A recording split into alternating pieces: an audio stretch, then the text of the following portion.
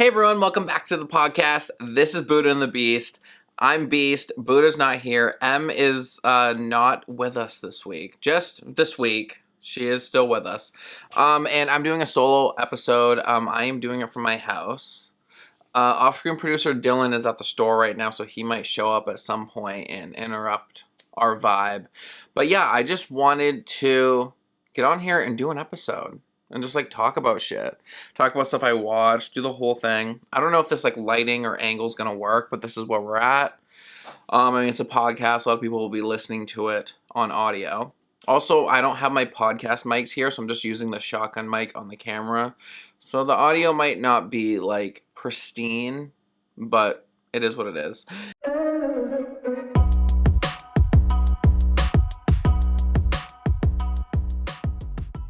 There's stuff happening.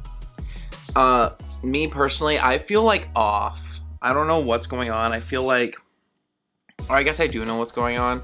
I'm trying to cut down on vaping. That wants to be my New Year. That's what I want to be my New Year's resolution, is to not be vaping all the time. And it's a struggle. It's harder to quit than everything that I've quit before. I've quit cigarettes, I've quit heroin, I've quit all kinds of drugs. And vape is the hardest. I think it's because it's just so easily accessible. It doesn't smell. You can just smoke inside, and you can be watching a movie or doing whatever, and you just vape and then it's gone. It's you smoke it all. It's wild. I don't understand what's happening. But yeah, so I'm trying to quit vaping. We're gonna see how that goes. I don't know if I want to switch over to Zins. I know Zyn is the new thing all the kids are doing. And I don't know. Just putting little packets of pure nicotine into your mouth. I guess it's better than tobacco. Chewing tobacco is really disturbing. I grew up in a hick town. So, with a lot of, hillbillies partying in the backwoods, tire fires, the whole works. And there was a time where I accidentally took a swig of someone's spit bottle. It's one of the most disturbing things you could probably ingest. And, so that really, deters me from wanting to do chewing tobacco. But I know Zyn is different. And I don't know. Is Zyn, that's going to cause you mouth cancer probably. So is that better than whatever vape is going to do? Give me popcorn lung or whatever, lung cancer, whatever happens with that. I don't know. And also, is it too late? I'm 32, going to be 33 next month. I've been smoking since I was 14. So it's is the damage done? I don't know. I don't like being reliant on something. That's my biggest issue. I don't like being reliant on it. I also heard that vaping causes, can increase your anxiety. I don't want to deal with that. I don't want to be super anxious all the time, which I'm really not an anxious person, but it has been bubbling up recently. I had my first panic attack. Isn't that fun? My first panic attack a couple months ago, that was really weird. But it was from weed. I took a big bong rip, and then I felt oh, you know what really fucks with you is what fucked me and what I'm pretty sure triggered my panic attack is these Apple Watches. So I'm sitting there. I took the bong rip. I'm kind of getting, those when you get really high and those flooding thoughts come into your head and you get nervous and you start rethinking everything you said throughout the day and your whole life. And you're does anybody in my life actually like me? You kind of just go in and rethink everything from an outside perspective or something. You're floating above yourself and your memories, and you're this is psychotic behavior what I'm doing. And it's something when you're sober you would do normally, but then you rethink it when you're super high and you're this is crazy. I am a terrible person. I'm crazy. Does anybody like me? So anyway, those thoughts were spiraling through my head. And then all of a sudden, and I could also feel, you ever get high, so high that you can feel your heartbeat? I could feel my heart, which is not good. I'm assuming. I don't know. And then the watch alarm goes off and it says, we noticed your heart rate's increased and like pretty rapidly or out of nowhere or whatever. It's like an alert saying your heart rate's really high. That, if you're having a panic attack, that just sends you into an instant trigger. Or if you're having anxiety, that sends you into an instant panic attack. And yes, I'm sure it's like useful if someone's actually having a heart attack or something. Like, I'm sure that helps, but not for people with anxiety.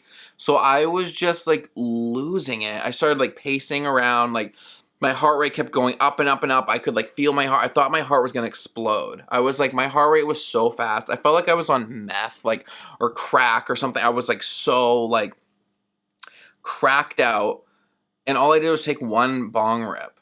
And it was just, it wouldn't go away. I was pacing and pacing. And then randomly I sat down and I just start crying for no reason. I don't know why. So I'm not a crier. I don't particularly think it's like necessary. I don't know. It probably is. It's good. Like, it just seems weird. Like, why is our body's response when we're like sad or whatever to like leak tears, like water out of our eyes? But I started crying. And so I haven't cried in years. So I think it was just a lot of like bottled up emotions and stuff that was just kind of like pouring out, which was wild. And it did feel really good after. It was one of those like midsummer, like really intense cries. You know what I mean? Like, I wish I had like the group of women to like group cry with me when they're like, ah! Like, it was really intense. My boyfriend was there and he was like, what is going on? Are you okay? And I couldn't even talk. I was just crying. Finally, I got over that. I felt really good. I felt very relieved after I cried. I was like, oh. But my heart was still racing. I went outside to get like air. I was panicking. And I was like, okay, well, I'm going to drive to the hospital. Like, I need to, this isn't going away. I need to go to the hospital. And so me and Dylan just get in the car. We're driving. And I'm on the highway. I see the exit to the hospital. And then I know a few exits down is the beach. And so, or not a few exits down, but I mean, it's a few exits down, and then once you take that exit, it's like half an hour, and then you get to the beach. And so Dylan goes, why don't we just, he's like, do you still want to go to the hospital? And I was like, I don't know. Like, my heart was still racing, but I was calming down. I was listening to Taylor Swift, Folklore and Evermore, amazing albums if you want to just chill. And like, they're very like atmospheric and vibey. It was amazing. And so I was calming down. Driving in general calms me down, which is really strange. And so I was like, okay, maybe let's just drive to the beach. And then if I have a heart attack, at least it'll be on the beach, you know, like, or like if I die out cardiac arrest on the beach, it's kind of like poetic or whatever. And so we go out to the beach. I eventually calm down. I kind of start coming out of it. And I kept saying, like, I just need this high to go away. And like, Dylan's like, it's been like almost 3 hours since you took one hit. He's like, it's definitely not the weed anymore. And finally, I kind of came out of it. And I was you guys, I was rocking back and forth, like just freaking. I remember like my whole like heart and like up through here was like hurting. So I was just like, like because my heart was just like tired. It was like pumping so fast. Finally that calmed down. And when I came back home, I just fucking passed out so hard. Like, I just wore myself out. I really felt like I was on a bad trip. I kept saying, like, I feel like I'm drugged. And, so yeah. Why am I even talking about my panic attack that I had? But it was scary. So, basically saying anxiety. Vapes, that's what it was. Okay. See, I usually have M here to, like, somewhat, like, rein me in a little bit when I'm on my ADD tangents. But, you know, here we are. And so, yeah, I think I don't want to, and I've been vaping more than I have ever had in my life. I also, like, they're just dangerous. These, like, 9,000 puff, like, vape bars where you, like, have all the different flavors, and they're so intense. You can, like, change the intensity of it, and, like, it's wild. Like, I, like, smoke them casually, and, excuse me, sorry, I just ate a large amount of food. I just smoke them, like, casually. And then I'm like, someone that doesn't really smoke vapes or smoke a lot or whatever, I'm like, here, try this. And they take a small hit and they're like, oh, like, it like destroys them. And I'm like, that's not good. If like someone who's not vaping every day gets that reaction from one drag of this vape bar, and I am just smoking this all day, like, it's not good. I think it's like increasing my anxiety. I also just want to be able to breathe better and run more. I want to start getting back into like exercise and cardio. So anyway, so I'm trying to quit vaping. It was the whole story of this. And so I stopped getting like the fancy like fun ones. I'm on the Views, and I'm on the really like low milligram ones. Like, can you see that? It's like the 3 milligrams versus when I used to get the 5s, and they're just not as fun. I want to slowly just start weaning down like to the lowest nicotine, and then maybe switch to like gum or Zins or something like, it's the oral fixation of it all. I really think that's what it is. And so I need to like just cut it out. So that's going to be my New Year's resolution. Let me know what your guys' New Year's resolutions are, because that's really, I haven't really had one the past few years, and I think that's it. But also, like, I am 11 years sober off of drugs. I don't really drink. I rarely smoke weed because they cause panic attacks. So I really don't have much of a vice. So it's like my only, I need to like find a vice or something that I can, a healthy thing to replace it with, and it's really hard.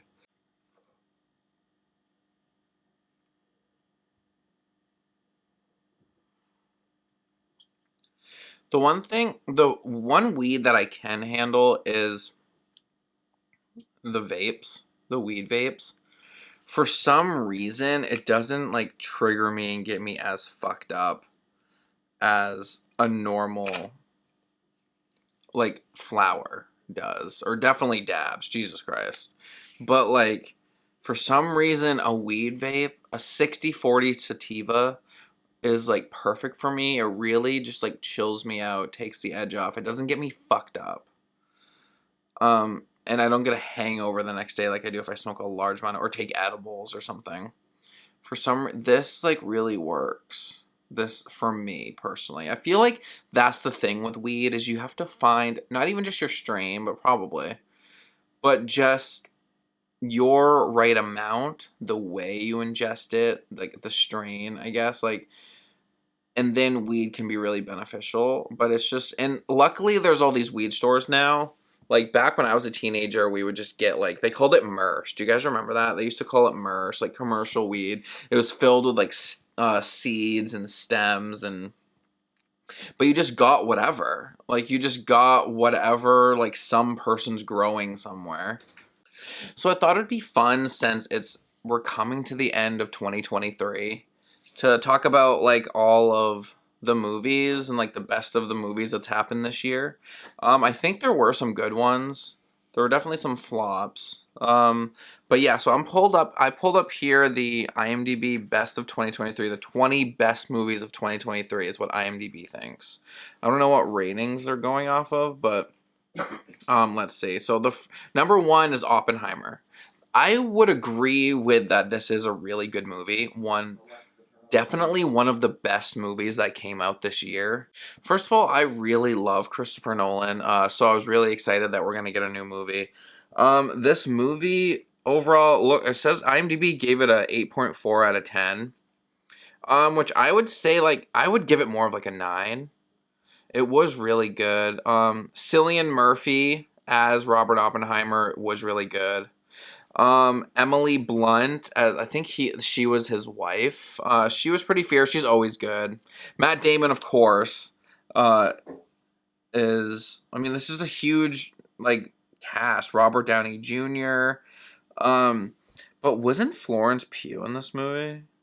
Florence Pugh. I really thought Florence Pugh was in this movie. Like, and you like see her tits or whatever. Which that is not, for some reason, like, as a gay man, I do nothing but objectify women. It's really strange, but she is really hot.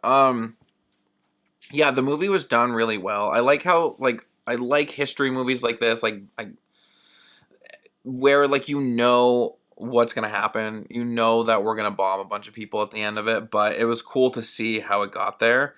So yeah, I would definitely give Oppenheimer a 9 out of 10. I want to rewatch it, but it's like a big task. I think it's like a 3-hour movie, which is like kind of drops it down a little bit for me because it's so fucking long. Maybe I would give it like, I don't know, 8.8 or something, because it's just very long. A 3-hour movie is just unnecessary. Like, what are you doing to us? Like, I think the only necessary 3-hour long movie was Avengers Endgame. Only because I'm a little biased. Because I love... What? The Titanic's 3 hours? Okay, so... Dylan said the Titanic. So yeah, I mean, I don't know how long the Titanic is. It's a good movie. Definitely, I really love the Titanic. It's a classic. But we're talking about movies this year. But yeah, I mean, besides Endgame, like, there's no movie should be 3 hours long.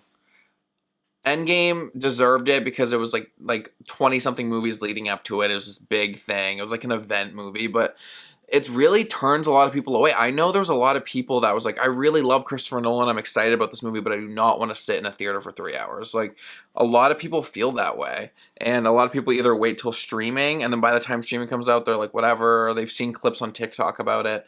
Like, you need to make movies very palatable for people nowadays, because movies, it's not like the big event like it used to be. It's more people... I don't know why it really sucks, because I love going to the movies. Obviously, I'm a huge movie nerd, but it's just more of a hassle for people nowadays. Okay, so they're saying number 2 is Past Lives. I never watched this movie, but I should probably watch some of these movies that are on this list.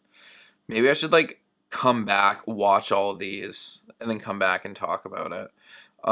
Number 3 is Killers of the Flower Moon. Ooh, that's the Leonardo movie. Okay, so I haven't even seen that yet. I did want to see that. That looks interesting. Poor Things. Is that with Emma Stone and Mark Ruffalo?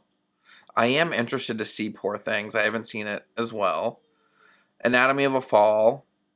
Don't know who's in that. Ooh, okay, number 6 is Spider-Man Across the Spider-Verse. This is a really good movie. So, for me so far, between this one and Oppenheimer, I guess I would, for me, the ones I've seen, I would give Spider-Man Across the Spider-Verse number 1 so far, 2023, and then Oppenheimer. Across the Spider-Verse was amazing. It was a really good follow-up to the original Into the Spider-Verse. I thought they did it really well. I love the animations. Like, so much time and energy went into like the animation. So many Easter eggs. It was done so perfectly well. Like, people who crafted this movie are really good. The voice actors are amazing as well. But I think the visuals are what's so stunning, and just it really sets it apart from any other like animated film. It's so interesting. I love the movie. And of course, I love Spider-Man, all of his different versions. The Miles Morales is great. So I definitely agree. They gave it an 8.7 on IMDB. I would definitely give this movie like a 9. The first one was almost a perfect movie to me. It was like probably like a 9.8, so I would give this one a 9. Number 7 is The Holdovers. I don't know who that is. I don't know what that is. Number 8, Mission Impossible Dead Reckoning Part 1. It's weird when things are like a Part 1 is in the title, so I guess, I don't know if that means that they like shot both of them straight through, or... I did let her out when you were gone. Yeah. So we definitely know we're going to get another one, but it also like... To me, I feel like when there's a Part 1 in it, it kind of takes the stakes away a little bit, because you're like, well, we know what's going to get resolved in the second movie, so this is kind of like a setup. I like movies to be their own thing. No, she was only out there for a minute. But yeah, overall, this movie was like okay. It's a Mission Impossible movie. I mean, it's a lot of action. I like the one before this with Henry Cavill because he's so hot, but they gave it a 7.8. Yeah, I would give this movie like a 7, so I like roughly agree. They gave it a little more. This is the first time they gave it a higher score than me. I would give it more, like a 7. 7.5 at most. It was definitely interesting, but at the same time, it's like, we kind of know what's up. It's a Mission Impossible movie. There's going to be a lot of cool action. It just wasn't really memorable. I don't really remember the plot at all, which is not good. Number 9 is about dry grasses. No, about dry glasses. Nope, I can't talk. About dry grasses. Why is that so hard for me to say? Is it because I took one hit of a weed vape? I don't know.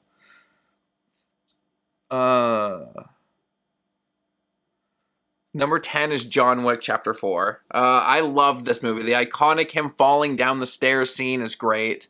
All the John Wicks are amazing. I love Keanu Reeves. He's even hotter when he's like covered in blood. I love Keanu Reeves just for the fact that he's just always playing himself doing something. He's always the same. No, barely any expression on his face. Always like, I'm Keanu Reeves. Like, it's great. I'm here for it. They killed my dog. We're like, yeah, we know, years ago, but let's just keep killing them. I mean, that was fucked up when they killed the beagle. So I'm glad that he's still on a warpath. Those people, it's like all of them are dead by now. They're like, damn it, that one person that killed his dog. Yeah, so John Wick 4 was really good. I do agree that it should be on this list, and they gave it a 7.7 out of 10. I kind of agree with that. Yeah, I would say, like, because we're on the 4th one here, so the novelty is starting to wear off a little bit, but yeah, I would say, I would give it a 7.7. I agree with that score. Number 11 is Fallen Leaves. I don't know that one. Number 12 is The Zone of Interest. Number 11 is Monster. Some of these might be like not American movies, and I am in such an American bubble, so it's not good. Number 14, Guardians of the Galaxy Volume 3. This is a really good one. So this was definitely high up on the rankings for me. I think like this might be one of my favorite movies of the year. Oppenheimer was so good too, though. Like, it's hard for me, like, when I'm ranking it, obviously ranks are personal, but I have, like, a separate brain of where I think of things from, like, critical movie standpoint versus just, like, a fan and just enjoying it. Do you remember Guardians 3? Did you like it? Yeah. Dylan's shy. He's not talking for some reason. They give it a 7.9. I definitely give it more, but... I didn't know I could talk. Yeah, you can talk. It's definitely like higher for me. I think it's like an 8.5, almost 9 movie for me. It was so good. I love how they kind of wrapped this iteration of the Guardians up and started a new one. Rocket's backstory was heartbreaking. All the little animals we were introduced to, so sad, but so good. The dynamics between like Gamora coming back, kind of not knowing, like, she's from a different timeline technically, so she doesn't really like know them. It was so good. All of them together, it was hilarious, but also like I love that one scene too when they're in all the different colored outfits and floating through space. I remember that scene being like really funny, and like the visuals on that movie so good. The soundtrack, of course, is amazing. Yeah, I think it really was a good like ender to the trilogy. So Guardians should be on this list and definitely higher. That movie's like a 9 for me. Number 15, Haunting in Venice. A Haunting in Venice. I actually saw this. And so this was an interesting movie to me because I went in thinking it was going to be like a Haunting in Connecticut or like one of the like haunted movies. Betty, your caller's so loud. Yeah, so A Haunting in Venice, I went in thinking it was going to be like A Haunting in Connecticut or one of those like really scary haunted movies. And it was really more of like a murder mystery whodunit, like a new version of Clue. Took place obviously in Venice, so it was really interesting, like scenery. It was really like a I guess like in TV shows they call it a bottle episode when all the cast are just together in like one area, and that's what the movie felt like. And they were all just like trapped, and there's a storm. They're all trapped inside. Someone dies. That's a whodunit. Very classic like type of film, like archetype of a film, but it was great. And I really like was interested. It was kind of like a dark comedy at sometimes. It was pretty funny. Yeah, like Tina Fey was in it. There was a lot of good people in this movie. 6.5. I agree with that because it wasn't like great. 6.57 for me. Interesting movies this year that kind of caught me off guard. I was going in not thinking it was going to be and it was also like around Halloween time where it came out. So like this is going to be like a haunted, like creepy ass movie, and it really wasn't. Okay, number 16 is Dungeon and Dragons. I never watched this movie. I am a fan of Chris Pine and a lot of the people in it, but I just kind of felt like it was going to be a shitty video game movie. They gave it a 7.3 out of 10, so maybe I should give it a shot. Um, Number 17 is Air, which is interesting. Follows the history of sports marketing executive Sonny Vaccaro and how he led Nike in his pursuit to the greatest athlete in history of basketball, Michael Jordan. Oh, made the Jordans. That does sound interesting. Only 7.4, but I would see that. Like, starring Matt Damon and Ben Affleck. Like, that's cool. Number 18 was Return to Seoul. Never saw that. Number 19, Are You There, God? It's Me, Margaret. Again, no. Tetris, Blackberry, Suzanne, Perfect Days, Close Your Eyes. A lot of movies came out this year. And, like, I've not heard of them. Oh, okay, number 25 is Barbie. Finally seen a movie. Barbie was fierce. This was a good movie. Definitely one of the best movies that came out this year. It was, I mean, definitely for a gay. Like, we're all about it. This movie is for the girls and the gays and the kids, I guess. Like, ugh. But definitely was a good premise. I fucking love Ryan Gosling as Ken. Like, so much that he inspired my Halloween outfit this year, and I was Ken from Barbie. He was so good. Him singing Matchbox 20 is just iconic, hilarious. So many. He definitely stole the movie, which is wild because it's a Barbie movie, not a Ken movie. But you really can't have Barbie without Ken. And I like how they started this one with Ken, and then going forward, she really is going to be her own thing. Like, I'm really interested in the scene because I know there's going to be a second one. There's no way. It did really well at the box office, I'm assuming. Let's see how much it actually made. They gave it a 7 out of 10. I would have given it like an 8.5. And Greta Gerwig, she directed it. I thought she did a really good job. All right, where are the stats on this movie? All right, so the budget, it cost $100 million. And worldwide, it brought in $1.4 billion. So yes, it made a lot of money. So there will be a sequel. It did $162 million opening weekend. The US and Canadian gross is $636 million. Worldwide, 1.4. The turnaround on that movie is wild. So they made, like, what is that? They made $1.3 billion off it. And then add in a little marketing and stuff. Like, they made, like, $1.2 billion off this movie. That's insanity. So that's really good. I mean, that's like Avengers level money that they made off this movie. So there'll definitely be a second one.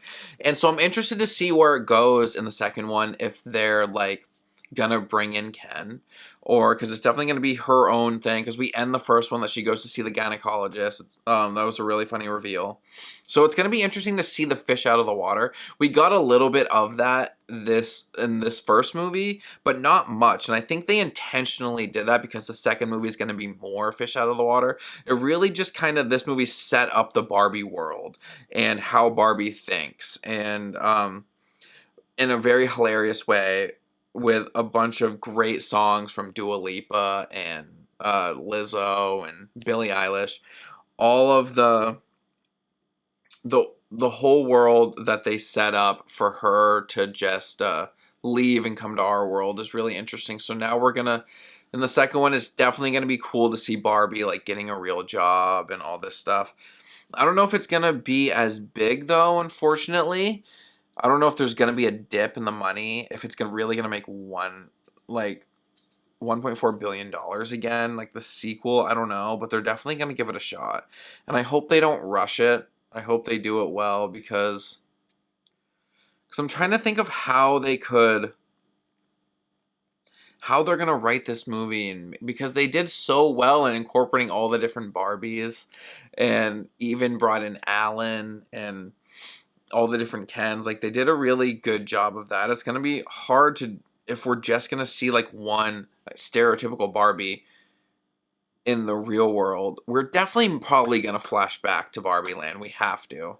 It's probably not gonna, but it's probably gonna be flipped now. It's gonna be mostly taking place in our world and just getting little flashes to Barbie Land.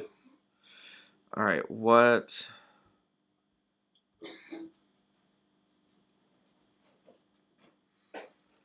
else came out this year?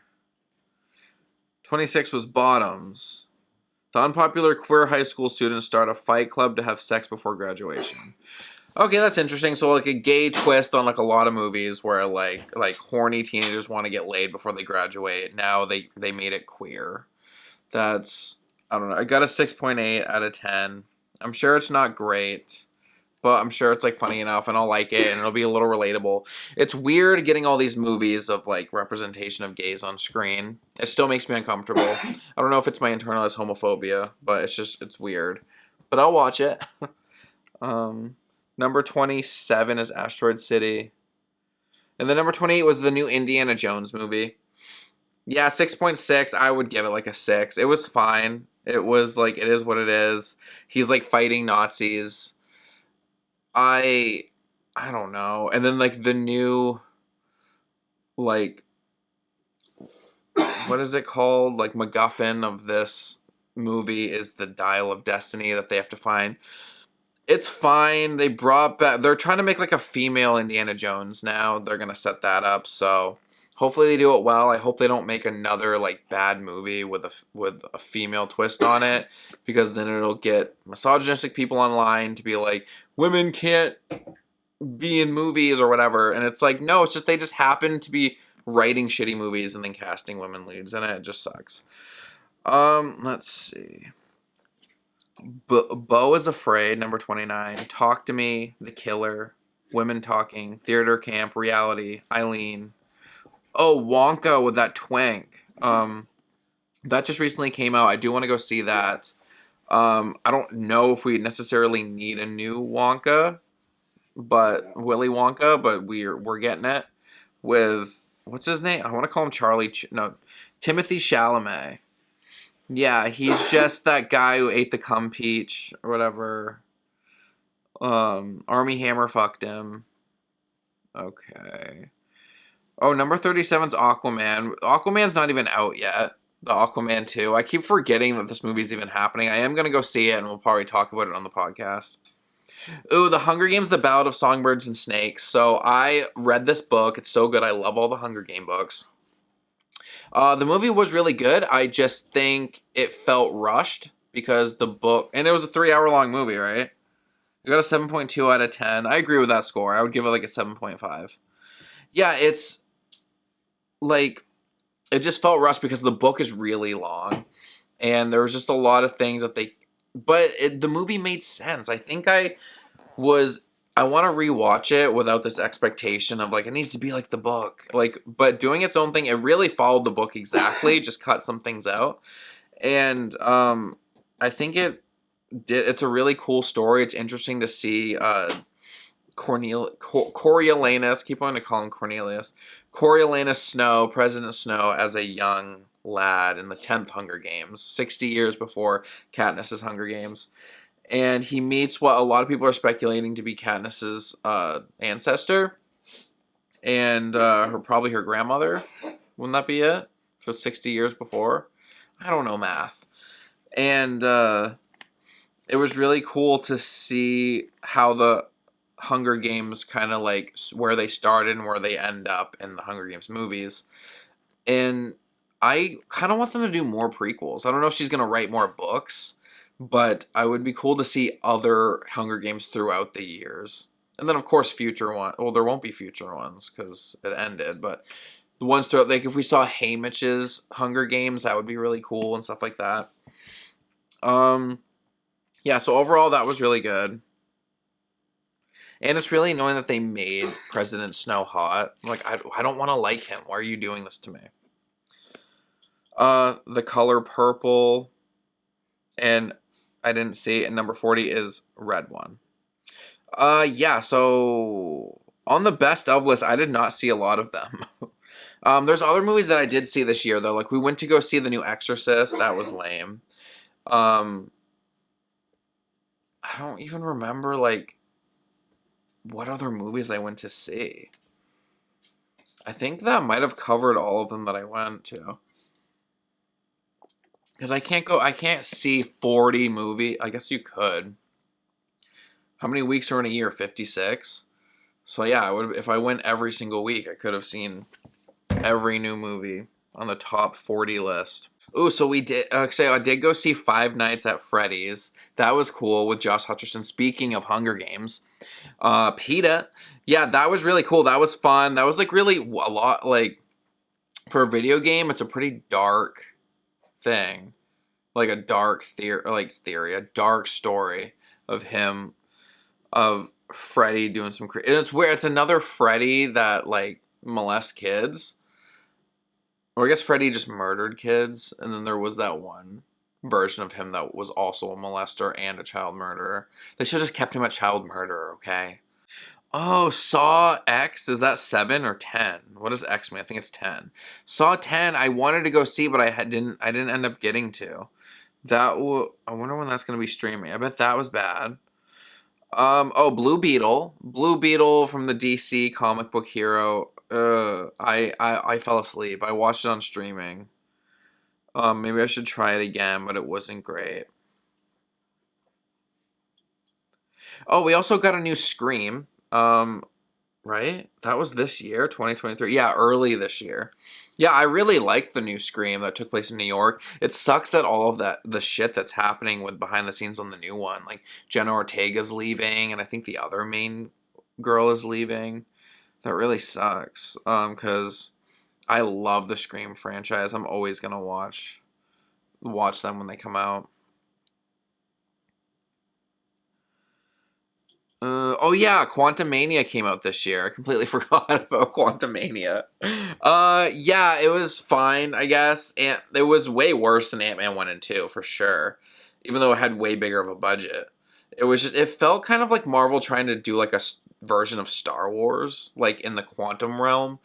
And then I don't really know what's going on with the MCU. I'm kind of concerned. I don't know. I mean, the movie was fine, but it's not liked by a lot of people. I mean, it was interesting to me. I thought it was fun. I think people are holding such a high standard to these movies now, but it is what it is. It's an Ant-Man and the Wasp movie. What do we expect? Where they get really tiny. It's a really, like, small Ant-Man movie. And it was good for that, I guess. I liked the probability storm at the end. That was cool. Kang being introduced, though. He's not really intimidating as a big bad. I know that this is just one of his variants, and like the intimidating thing about him is that he has so many variants. But so far, and then we don't even know if that actor's coming back, and I don't know what's happening because he was like assaulting people allegedly. So I don't know what's going on with the MCU, but Quantumania as a whole was like on its own was kind of forgetful. It kind of just like felt like this new phase of Marvel. Are we into phase 5 now? I can't even keep track of the phases anymore, but this new wave of Marvel movies have not been great, besides like the Spider-Man and Guardians. Oh, the Shazam 2 also came out. Okay, so superhero movies are just kind of... There's too many coming out. I just forget about them. Yeah, Shazam 2 was fun. That was cool. It was okay. It wasn't anything like special or whatever, but I really like those movies. The first one, it just felt on the same par as the first one. I don't think it was any better or any worse than the first one, and I really liked the first one. I like DC stuff. It's just like their own thing. They're just kind of like doing random stuff now. They don't have to be all interconnected, and I like that. So yeah, Shazam! Fury of the Gods. That was a fun one. Forgot about that. And I really think that's all the movies I saw this year. All right, let's talk about the 2024 Grammy nominations. This is exciting. This is also kind of a wrap-up of the year. So, of course, Taylor's probably nominated for everything, but let's get into it. Record of the year, we got Jon Batiste with Worship. Boy Genius with Not Strong Enough. Miley Sours. Miley Cyrus with Flowers. Really? So far out of all those, I'm going with Miley. What Was I Made For from the Barbie movie, Billie Eilish. So a song from the Barbie movie that was a good song too. Victoria Monet with Oh My Name. Ooh, Olivia Rodrigo got in with Vampire. Taylor Swift, Anti-Hero, of course. And SZA, Big Bill. Big Bill. I'm Not Okay. Kill Bill. Yeah, so out of all those songs, of course I'm a huge Swiftie, so I want Taylor Swift to win with Anti-Hero. But I don't know. I'm really glad that Miley got nominated. I feel like it's been a minute since she got nominated for a Grammy. Who's gonna win? I feel like Jon Batiste is good, like, worldwide. Didn't he win something last year in the Grammys? And then, of course, Billy. This is a hard one. So for me, it would be between What Was I Made For, Vampire, Anti-Hero, and Kill Bill. So, okay. So obviously, my hope is that Anti-Hero wins. My prediction, what I think is going to win, I don't know. Olivia is huge right now too, though. And Vampire is such a good song. I think, but then Kill Bill was really big this year too. That was everywhere. I don't know. I don't know who I think is going to win. I feel like it's going to be left field. I feel like it's going to be like Jon Batiste or something. But if it's not Jon Batiste, I want it to be either Taylor or Olivia. That would be great. Album of the year goes to Jon Batiste, Boy Genius, Miley Cyrus, Endless Summer Vacation. Ooh, Lana Del Rey. Did you know that there's a tunnel under Ocean Boulevard? Guts by Olivia, Midnights by Taylor. Okay, so I think Midnights is gonna win Album of the Year for sure. Definitely, it has to. Just because of how huge it is. Such a huge album. It's weird that it's going in for 2024. Was she too late for 2023? Because Midnights came out in October. That might have just been too late. That's interesting. I wonder why she did it that way. Yeah, and then Guts would be cool. I don't think Guts is gonna win though. I think it's gonna be Midnights, and then if not Midnights, I don't know. This is hard. Miley's album Endless Summer Vacation was so good too, but my prediction's Midnights. Song of the year, A&W by Lana Del Rey. Anti-Hero. Butterfly by Jon Batiste. Dance the Night Away from Dula Peep. Dance the Night Away. I love that song. That's getting nominated for Song of the Year. Flowers by Miley. Kill Bill by SZA. And Vampire by Olivia. And What Was I Made For? Billy. Definitely. It just sucks that Anti-Hero's like getting all the love from Midnights because there's so many good songs on Midnights. Like I feel like Maroon should get Song of the Year. Or like, I don't know, this is hard. The Song of the Year.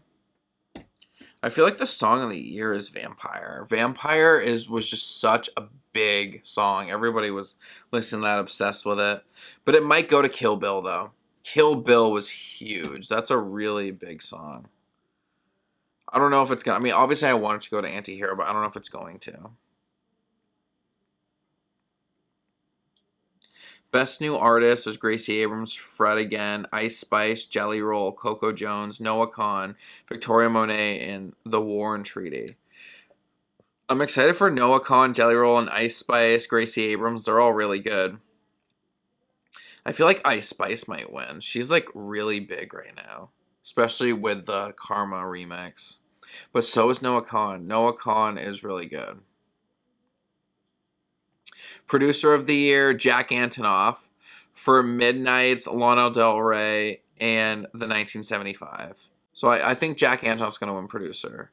There's Dernst, Demille Emile, Hit Boy, Metro Boomin, Daniel Nigro, and that's it. Oh, Daniel did Guts for Olivia. Oh, cool. Okay, so definitely gonna be Jack out of all of them for sure. And then pop and dance electronic music. Best pop solo performance. I really hope that goes to Miley. Flowers by Miley, that would be fierce. Best pop duo group performance. Karma featuring Ice Spice. I feel like Karma featuring Ice Spice is gonna win. That was big. But also 1,000 Miles is on there by Miley. That's cool. Best pop vocal album. Chemistry by Kelly Clarkson. Endless Summer Vacation, Guts. Ed Sheeran, and Midnights. I think it's gonna be Guts. I think Guts might win best pop vocal album. No, I don't know. No, Miley, for sure. What am I even thinking? She has the best vocals. It says for albums containing greater than 75% playing time of new pop vocal recordings. Oh. I was gonna say if it's going off vocals, Miley definitely wins. I didn't know that Kelly Clarkson had a new album. That's wild. Okay, yeah, well, and then there's a bunch of other ones, but we went through the main ones. So Taylor's probably gonna win. I mean, obviously. Oddly, Taylor's winning. All right, well, that is enough of me ranting. We will be back next week, me and Em. We're going to do our Christmas episode. That's going to be really fun. There's a few things we want to talk about, like the new Kardashian-Jenner gift idea list that they're telling everyone to buy.